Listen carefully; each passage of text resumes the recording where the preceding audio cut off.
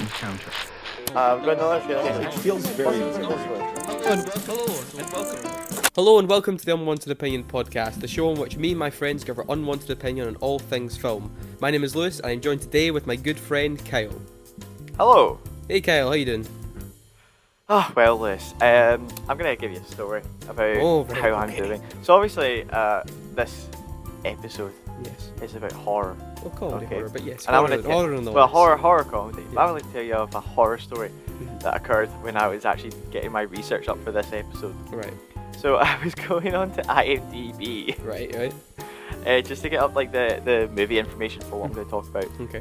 And I don't know why, but I typed IMDb into like Google search, and it came up with a page that I must have for some reason. I remember why, but it just came up straight onto a movie, and I genuinely had a heart attack. And it was this year's Cheapers by the Dozen. Oh. So I must have had it up when I was like doing when I gave it like a wee review back in whenever that came out. Yeah. And it just popped up, and I was like, Jesus Christ, why? I was like, just Zach Braff's face staring at me. I genuinely had a bit of a heart attack. I was like, is that one of the scariest films no. you've seen this year? Is that Cheaper Oh, by the Dozen remake? undoubtedly, that film is terrifying.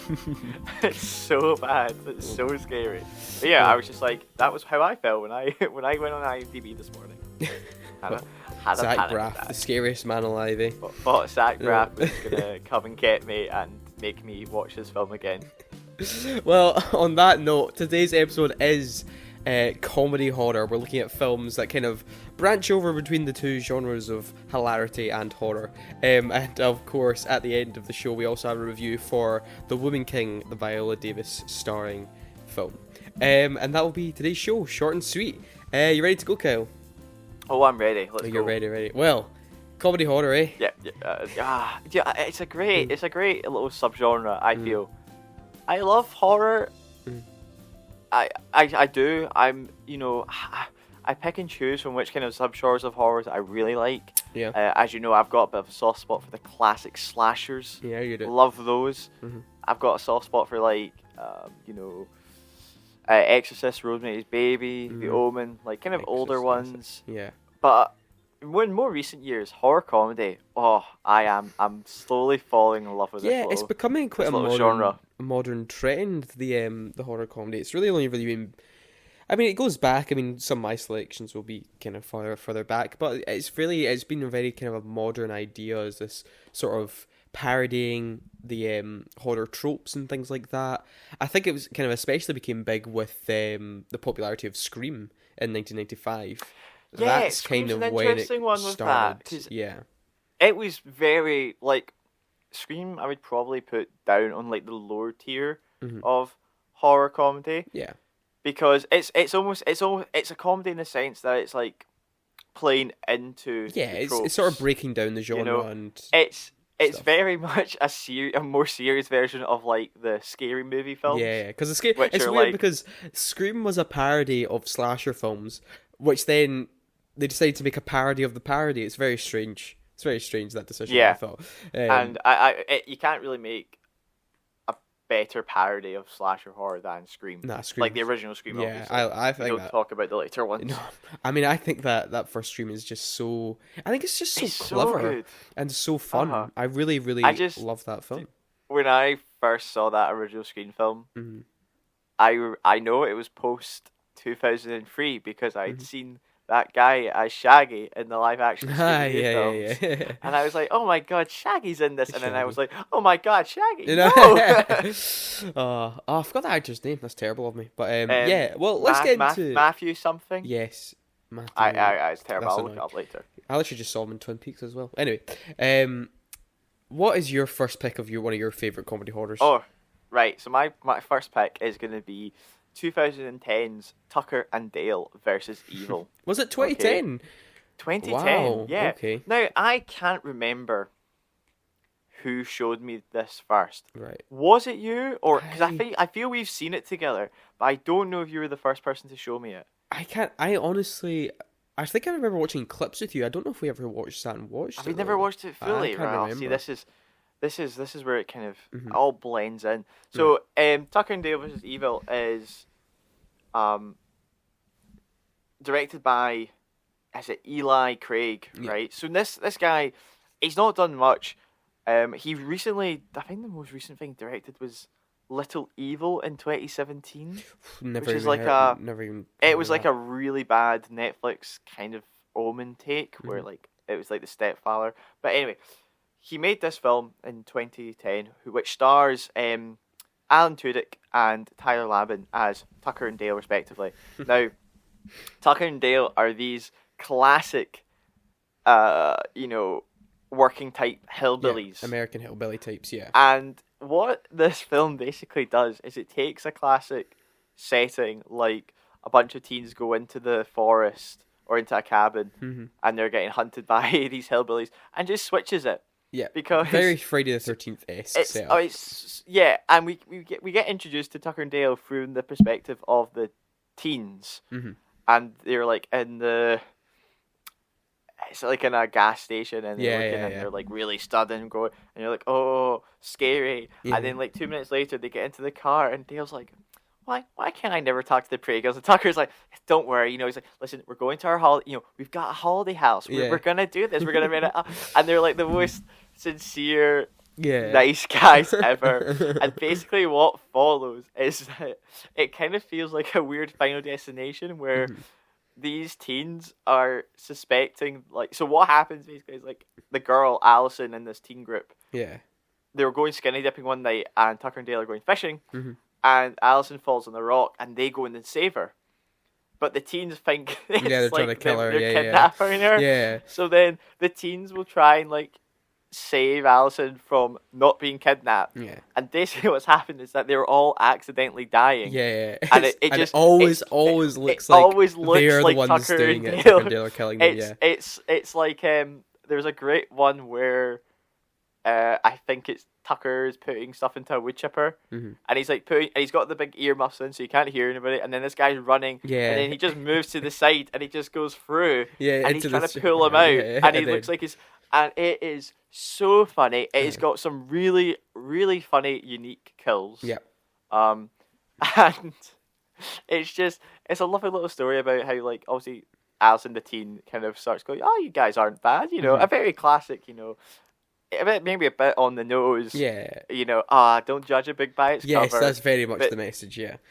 But then there's a great weird twist where like one of the guys ends up being like one of the teens who's like this kind of what you would The say, jock. like, type. the jock the guy, jock the guy. kind of posh boy, Aye. and he discovers that he was actually like a baby born from incest of hillbilly parents or something like that, and then he like releases his inner hillbilly. Uh-huh. But this film is so good because there's some shots in it, especially at the start, Mhm. where it's almost shot with the intention of being a classic horror, Yeah. where it's all kind of dark.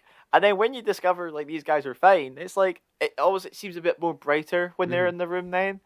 And I think it was just a very clever film, giving like a unique twist Yeah. on the horror genre, think which I it's- think a lot of these horror comedies do so well, is Yeah. giving that twist Yeah. on an I original like that. concept. It's like, what if it's literally the quote unquote victims are actually just misinterpreting the entire situation, and the people that they presume are hunting them are actually just really nice guys. And it's interesting because it's a concept where it sounds like the joke could get old fast, but it just never does. It's always just because it just gets Yeah. more and more ridiculous and funny. And it's exactly. I mean, the guys really know what they're doing, because if you were to get the DVD, Mhm. there's actually a special feature that plays the movie from the kids' perspective. Oh really? So they went in and just re-edited it. So it's like And a they shorter could film, I put- guess. Yeah. They produced a shorter film. I Mhm. think it must have been only because the film's only about 90 minutes. So Yeah, I think short, this must have yeah. been like 50, 60 minutes, Mhm. where it just plays the perspective of the kids, and it makes it look like Tucker and Dale are the villains. And it's so funny that you can just do this and be like, I I Get where do they're coming get from. it. I would like to see this It- version actually. I didn't even know that You know, existed. I mean, it was a DVD thing, so I don't know how accessible it would be on the internet, but most things are accessible. It'll on the probably be internet. on there somewhere. I But see. yeah, Tucker and Dale versus Evil Man, such a funny film.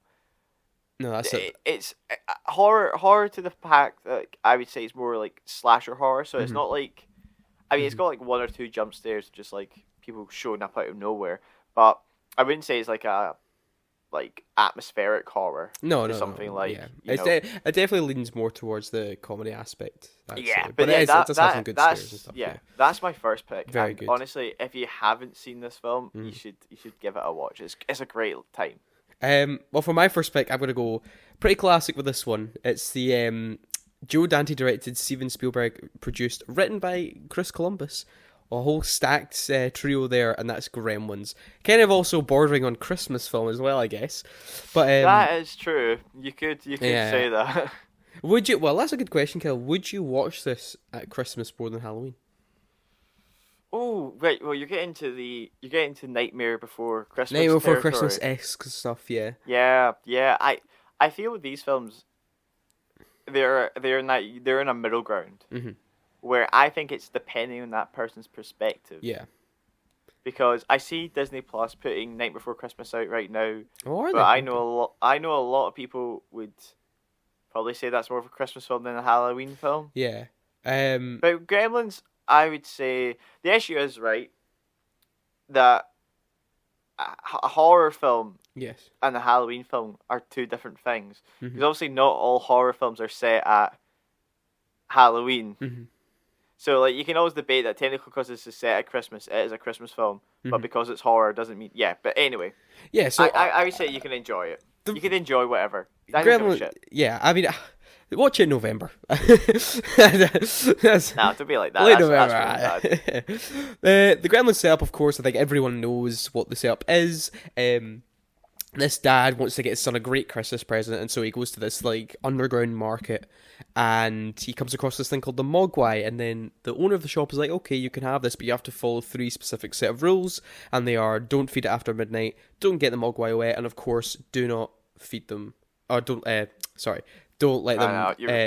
I know I'm getting the rules all mixed up. Oh, you don't know. Don't let them go under bright lights, the sun and what really big flashes and things like that. Those are the 3 rules.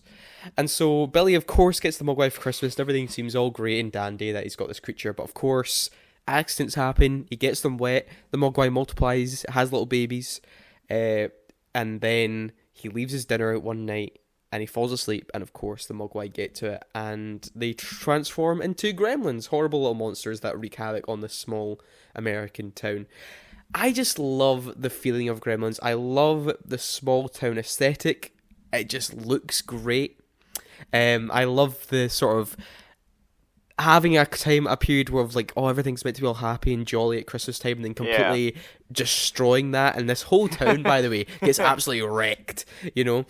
The monster design of the Gremlins, by the way, they are, especially Stripe, is really, really great. They're just it's such a timeless design. I love the Gremlins look. They're just like little goblin-esque creatures that, you know, jump on you and scratch you and claw you. And the way they... What makes this so funny is just because the Gremlins themselves, the way they end up killing people just through ridiculous means, like, you know, rolling over someone in a tractor, or like the funniest one, the one that when I saw it for the first time was just, I was pissing myself laughing at this, is when they have the horrible old lady who's like, you've seen go up the electric stairs, it has the chair to go up the stairs, and they just like hot wire it, and then it ends up going at like 60 miles per hour, and she just goes flying out a window. It's so, their deaths are so over the top and ridiculous. That's quite good. They are I like that. It's just, it makes it so funny. But there are some really, really tense sequences in this. There's a scene where like Billy's having to go through the university the high school labs and try and find what happened to one of the teachers there. And then Stripe's hiding in a cupboard and stuff like that, and you get some really good jump scares there. The whole sequence where the mum has to, basically, she uncovers that the eggs have hatched and stuff like that, and the gremlins are lurking in the house, and the way she just like, there's so much suspense, and the way she takes them out is just so entertaining. But I just love the feeling of Gremlins. I just think it's such a great, fun story, and it scares, but not like, you know, how to describe this, like really horrifying scares, like something in, you know, The Exorcist or something really extreme As we like said, that. that's like a big thing with this kind of subgenre, because obviously you have to put the comedy aspect into it. Yes.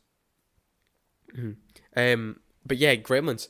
Absolutely love Gremlins. And look, the sequel, the less said about that. Well, actually, there's something very interesting about the sequel. How they took this comedy horror and then turned it into just something comedy. absolutely sheer absurd comedy ridiculousness. And I think there is some interesting behind the scenes stuff like that. I'm not too sure like why that's the way they went. I think there was something between Joe Dante and the studio that. Oh, Lewis, we do know why it went that way. And everybody knows why it went that way. It's because of the Hollywood sequel Doctor. Sequel Doctor. Yes, guys, once you've listened to this, go onto YouTube and look up Key and Peele Gremlins 2. That's all you need to type in. One of the greatest things you'll ever One witness. of the funniest comedy sketches of all time. It's absolutely fantastic. But yeah, so it's funny with Gremlins, right? This is, I don't know if I've told you. I've seen this film once when I was a kid, and that's it. Right. I mean, I've not seen this film in 15 plus years probably. I watched it when I was about 9 or 8. And I've not seen it, but the thing is, I can still remember so much. I think it just genuinely stuck with me. Yeah. I mean, I've seen it so many times, and like I remember. I need to watch it. I will probably watch it this November season. As you said, late November maybe. Late November. Nah, right in the middle. I'm going to make it really awkward for myself. But yeah, no, Gremlins 2 is... No, sorry, Gremlins. It's just an absolute classic. If you want to laugh, watch Gremlins 2, because you just be like, what the hell am I watching? Was that something that was announced? I think they announced maybe they're doing like a series or something. I'm not too sure anymore. It is quite interesting, though, that after Gremlins 2, they just kind of stopped with it. Like, they've not done anything since the early 90s. That whole thing just kind of stopped.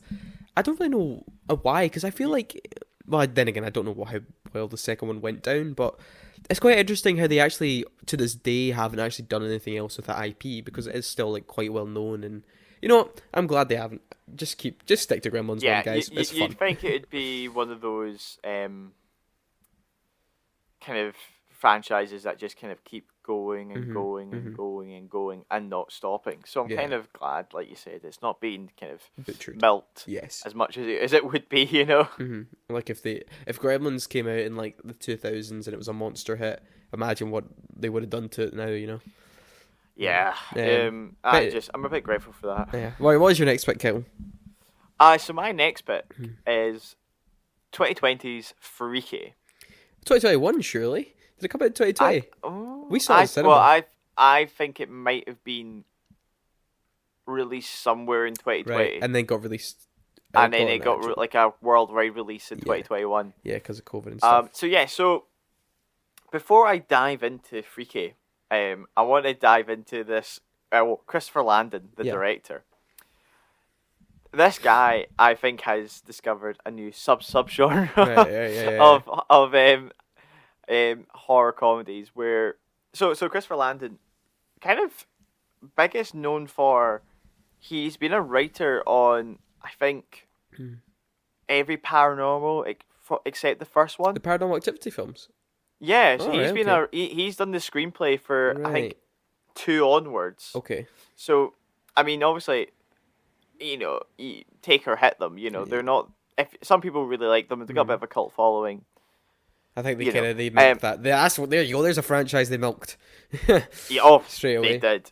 But then Chris Landon started kind of really, I think, hitting his stride, where he directed Happy Death Day in 2017. Yeah. Which follows basically like a Groundhog's Day twist on a horror comedy. And then he came to Freaky, which, as the name suggests, it's a Freaky Friday, but the final girl switches bodies with the killer. The slasher guy, yeah. And, oh boy, is it just brilliant. Mate, I'm so glad you brought up Freaky, because I loved Freaky. It was probably the biggest surprise of last year. Freaky was... And I mean, we've watched... We went to see... I had already seen Happy Death Day. I made you watch it. I watched both of them, yeah. Because we went to see Happy Death Day too in cinemas. That's right. So that's right. yeah. And then when I was like, "Oh, this is from the guy that did it," and I was like, "This has to be good." And I wasn't expecting much from it. I didn't see any trailers or anything. I was like, "All right, okay." No, well, see, I saw the trailer and I saw it. So obviously, get to the casting. Sorry. Yes. The Millie, which is the final girl, is played by Catherine Newton, who I don't know personally. No, I know she's going to be in the new Ant-Man and the Wasp because she's taken over. She's going to be in that film. Yep. Yeah. She's done Big Little Lies, I think. And then the butcher guy, that's all you know him by, is played by Vince Vaughn. Yes. So Vince Vaughn's the butcher. There's like an ancient knife that if you stab somebody or no, just slash the blood before a certain day, you can switch bodies with that person. And then if you last more than, let's say, 24 or 48 hours, you're permanently stuck in that body. Yes. And then this is the idea for that the butcher can kind of keep on killing and then just kind of jump in and out of people's bodies. Yes. So it's brilliant because obviously at about 20 or 30 minutes into this film, Millie's character goes into Vince Vaughn. And then Vince Vaughn basically has to play a 15-year-old girl. Yes, it's so And funny. My God, is it the greatest thing I've ever It could seen. be one of Vince Vaughn's funniest performances. It's that good. And it completely Genuinely. took me by surprise that how funny this film was.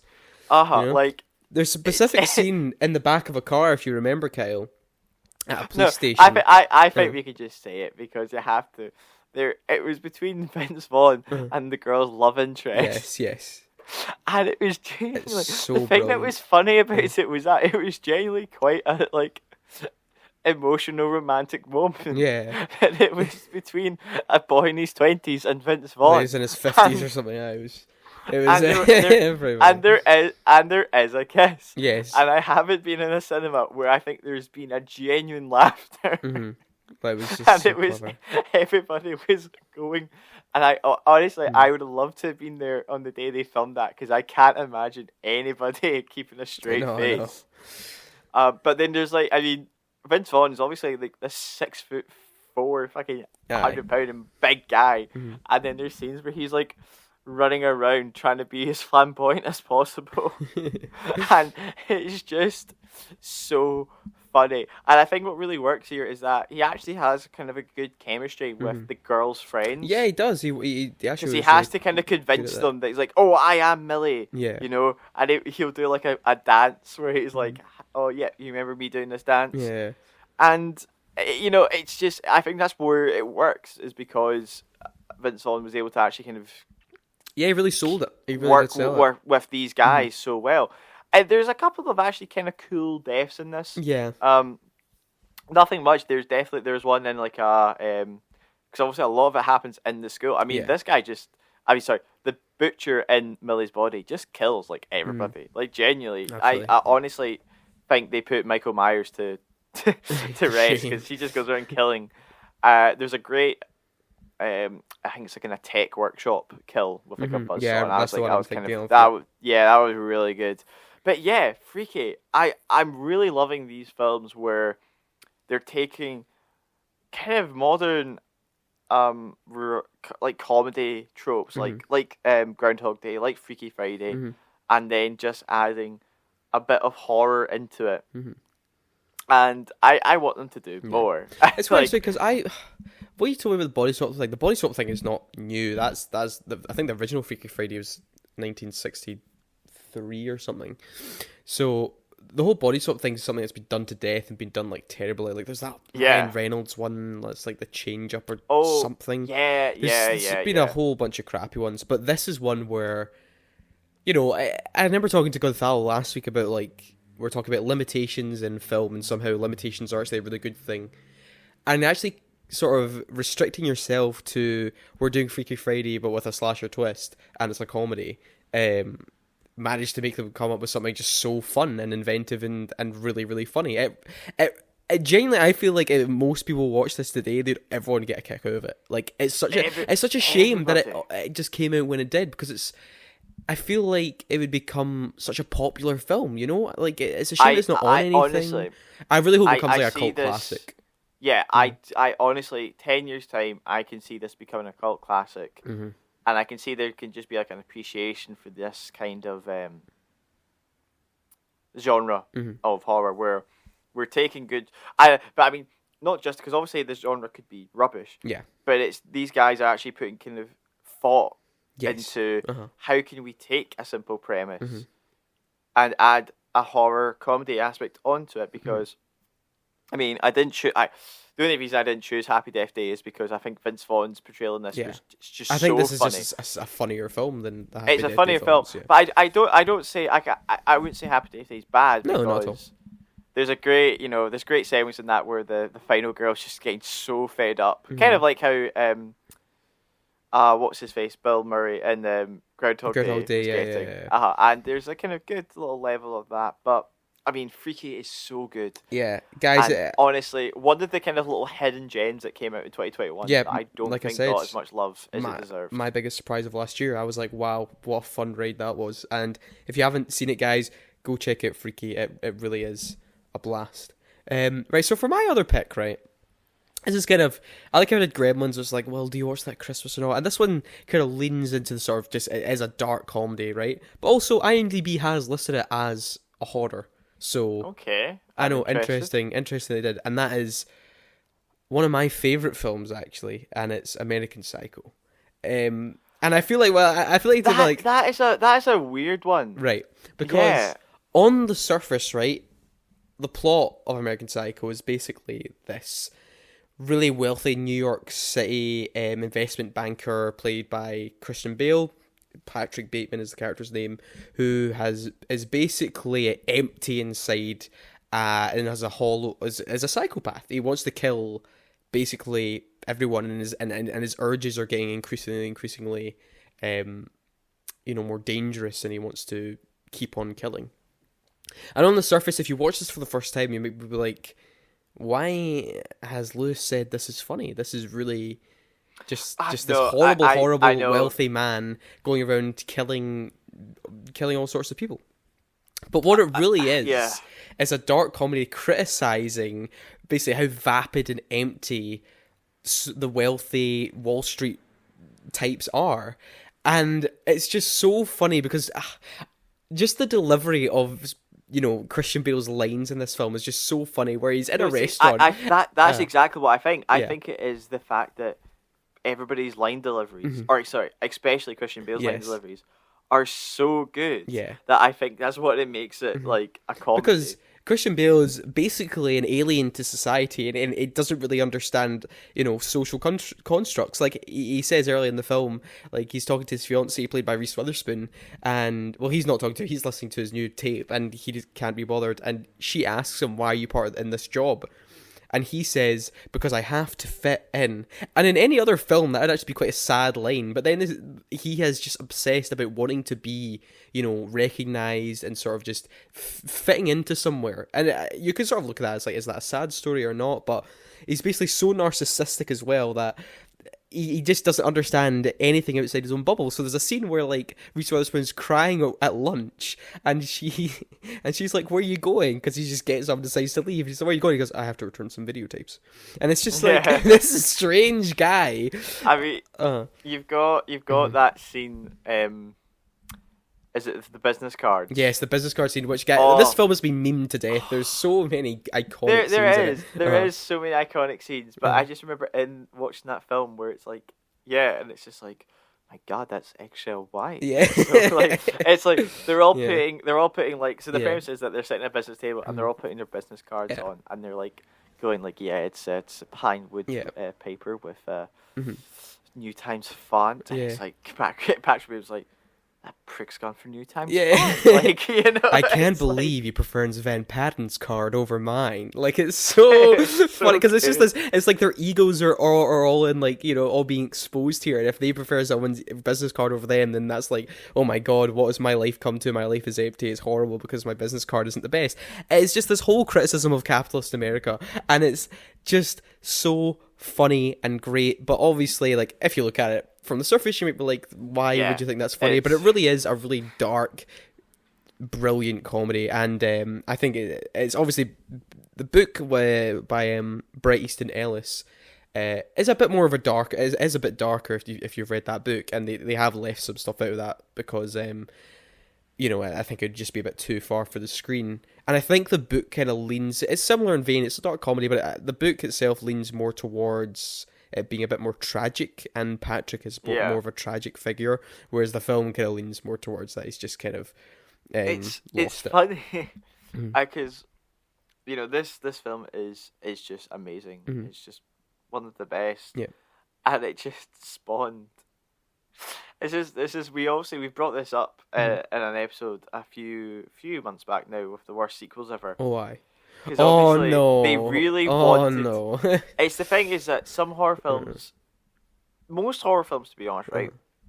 People just want sequels to capitalize off of them, so they've just produced stories, and that's what they did with this one, because they made American Psycho 2, where it was never meant to be attached to it, and it was just meant to be a random horror. But they went, nah, we're gonna say Mila Kunis is Patrick Bates' cousin. Yeah, and we're just gonna throw a scene in the first 2 minutes that Patrick Bateman dies. Yeah, it's just... Guys, American Psycho 2 is not actually a sequel to this film. Like, it's just a random thing, so don't even consider it. But that's the thing, American Psycho is one of those things where it's like, well, it's a horror film, sure, like, it has horror scenes, so the whole hallway scene with the chainsaw and stuff like that, but it really is just more darkly comic, and really is criticizing, that how vapid, like, the lives are of these wealthy stockbrokers, and that sort of chase for materialistic gain, and obviously you have to be eating at the best restaurants, or being constantly busy and have plans, and seeing like musicals, or I'm going to this club, or I go into this club, and it's all just like a game about one-upmanship, and no one is really happy, and it's all that whole thing where it's like, well, it's sort of like, are these people ever happy? And that's a whole major factor of the book, the film, is that no, they're not. As much as they try to pretend to be. That the scene where he's gearing up to kill Jared Leto's character. Yes, and yes. He just goes on a spiel about Huey Lewis in the news, and it's so good. I mean, he does that. He does that a few times in the book and in the film, where he just like goes on a monologue about like Whitney Houston, for example, and just goes on this mad tangent, or just like he just claims why this album's so good and whatnot, and just goes into the meaning of it. And there's different ways to look at that. I remember talking to Gonzalo about it, where it's like you could view it as he actually does have a passion for music, and his life is just like squashing that down, where like he can't really express his passion in any way, because he's so obsessed with with his materialistic life, and wanting to have that prestige existence, that he can't just he can't express his creative side. And or you could look at it as that he's just pretending to be more interesting than he actually is. It's like he's just learned a script to try and come off cooler at parties, which I guess that's probably more the way to go. But it's fabulously directed by Mary Harron as well, and it had just a really, which she also like helped do the screenplay of, with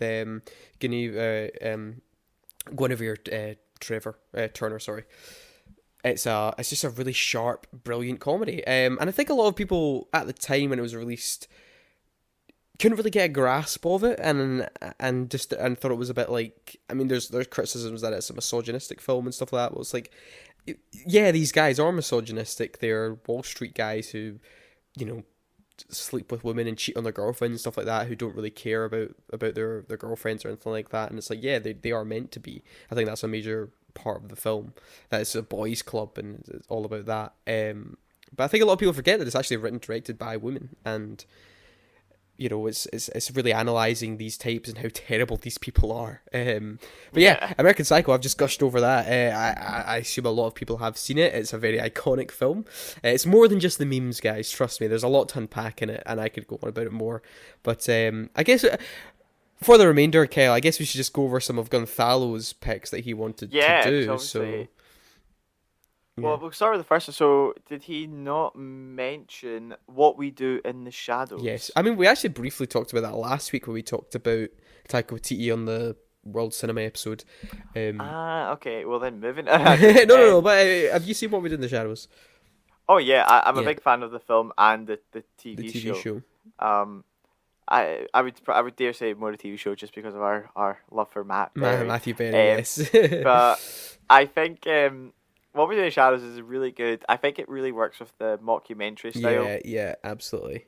And the fact that they're portraying vampires as more as just regular guys who are like, you have to do your dishes. And he's like, I'm not doing my fucking dishes. I'm a vampire. But yeah, so I mean, he mentioned that. He mentioned Ghostbusters. Yes, Ghostbusters. As well. Right, which is a good, for some reason, I didn't think of that in my head. Yeah. I don't know why in my head I think Ghostbusters is a comedy with horror aspects. Yeah, it's or like absolutely. I always saw it as more of like a.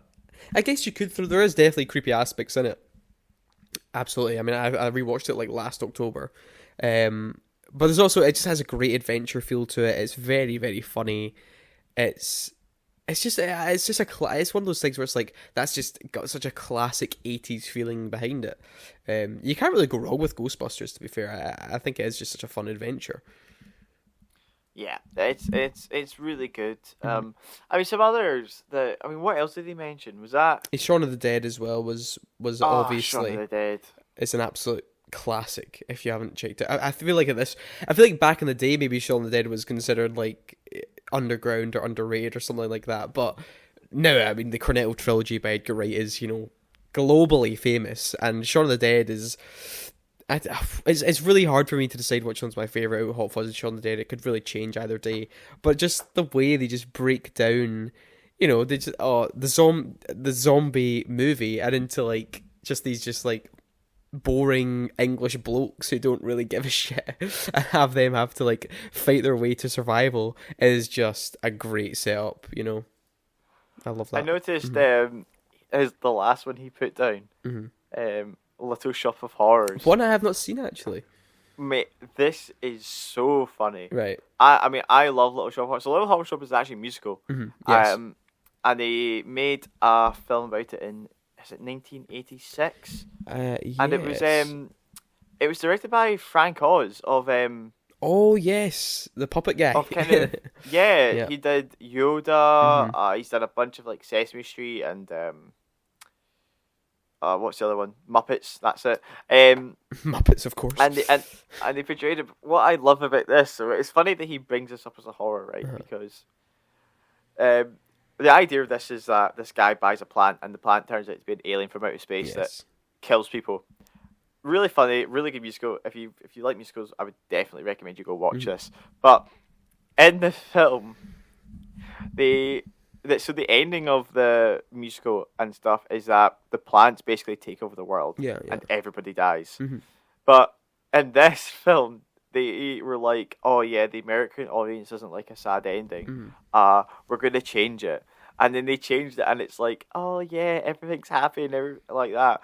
And then I just remember there's like so much outcry of anywhere that watched it outside of the US that it was like, people are like, "No, that's not how it ends. Like, it's literally called Little Shop of Horrors. Yes. It's not meant to end nice and happy." So you're saying everywhere in Bar America got the true ending to this film? No, but I don't know who got the true ending. Right, okay. But the true ending was filmed, and you can Google it. Right, it's on YouTube. You can see the original ending. So I don't know if some places got a different ending or it was like on the DVD or something. You could watch an alternative ending. Exactly, but I do know that the US were like, "No, we're not having this, guys. Sorry."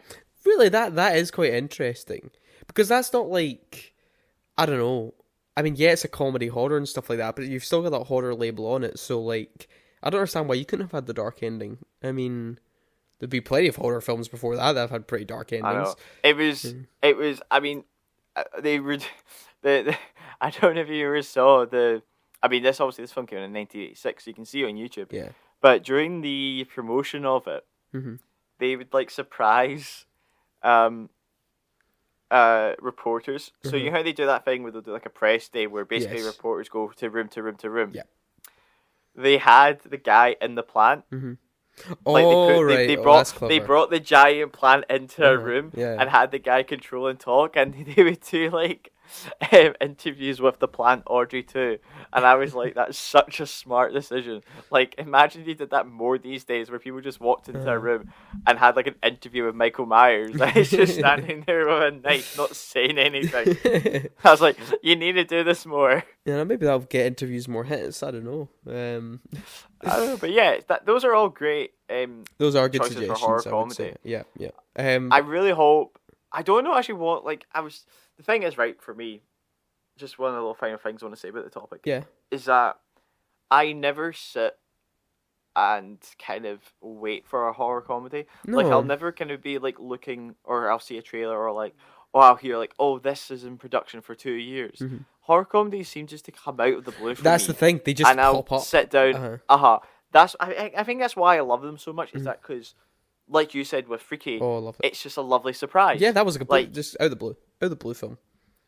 And I think for most of the films, like for me, Happy Death Day, Freaky, Tucker and Dale vs. Evil, like all those films, plus like the classics, or films that I just decided to watch and love. Like, I've never gone out my way and gone, I feel like I need to watch a horror comedy tonight. Yeah, that would be a very, very specific specific want you'd be looking for there. Like, no, I'm not in the mood for an action film. I'm in the mood for a comedy horror. It's like, you remember that sketch from Come Fly With Me? Yes. Where it was like Princess Anne's going to go to the film. She likes films with Arnold Schwarzenegger, Sylvester Stallone. Like, I think they have a film called The Expendables, and they went, no, she hates The Expendables. It's like she lists all the criteria for The Expendables. It's like, no, I don't like that one. Maybe, yeah, you know, just for kind of round off this part of the show.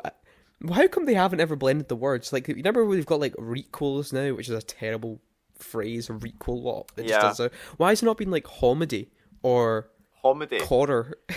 I don't know. Just spitting I don't know, out shit. because I think the thing. Well, you may see it. I think right with requels is that these are the kind of things you would talk about, like past tense. It's like, now we see that 2015 era was the time of the requels with, Force Awakens and Jurassic World. Where maybe like in 5 years you'll be like, that kind of period was the period of horror comedies. But then also, I think horror comedies are not as big.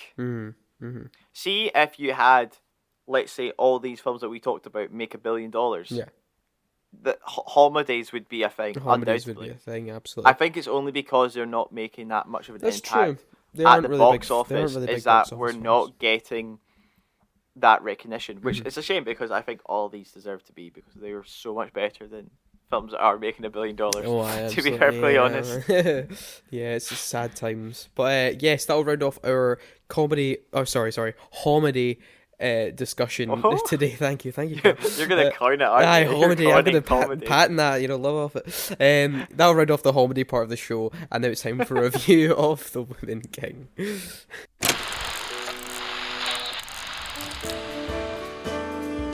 And now, reviews.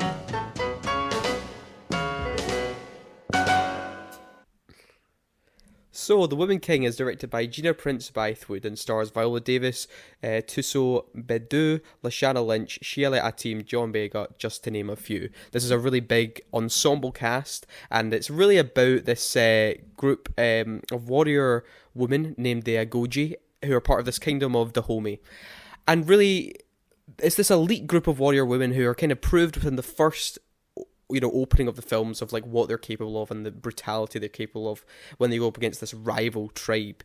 And it really is this opening 10 minutes really actually grabs your attention. It's a really effective action sequence, which is Gina Prince's sort of wheelhouse. She directed that film, The Old Guard, the Netflix one, Kyle, you heard of it? The old, I've actually seen that. That's the weird comic book one. The comic book one with Charlize Theron. Yes, I have seen that. The Immortal group. Yes, I've seen that. I didn't know that. That's interesting. So of course, the action in this film is going to look pretty good, and I say that's one of the bigger positives. But from there, you have Viola Davis, who is this sort of really strong general, and I will say this: Viola Davis is it's just immense in this. She's really a fantastic screen presence, and someone who, every time she's speaking or does a big speech, you are just like all ears and just fully, attentive to what she's saying, because she just has that, amazing star power to just grab you in.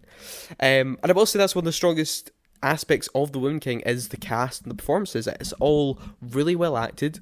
It's a film that looks nice. I mean, I think it was all shot on location. It has this a really immersive feeling that you're in this kingdom of Dahomey.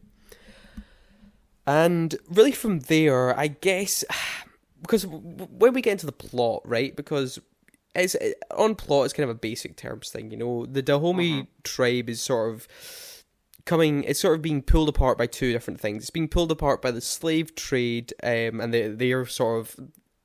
This was an interesting thing, because when the trailer came out for this, people were assuming that this is going to be a film that ignores the Dahomey's, impact on the slave trade, because they went, well, actually, they were actually involved in that, and they sold their own people for profit and stuff like that. But the film does not ignore this fact, actually. It's a major aspect of the film where John Boyega's King Gezo has to sort of come to terms with, well, what should I do with my kingdom? Because if I stop the slave trade, then my kingdom will have no money, and then how can I, grow, and how can we, be a rich kingdom, and so on and so forth. And so a big part of the film is them having to sort of come to a different way of, like, we don't want to sell our own people just for profit, we need to find a new way to gain profit. But simultaneously there's another tribes attacking them, and so they're sort of being pulled apart in two different directions.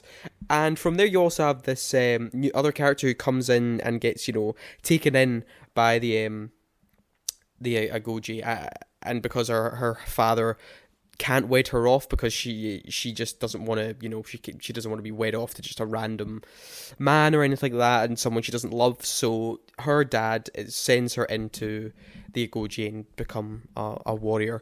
And then from there you have this sort of interesting, surrogate daughter relationship between Viola Davis and the Nawi character. But really from that, this is where I kind of have problems with the film, because I think where I said it has strengths in the look and the action sequences and the performance, that's all good. But from a plot and story point of view, the film relies on a really major contrivance to really, get you involved.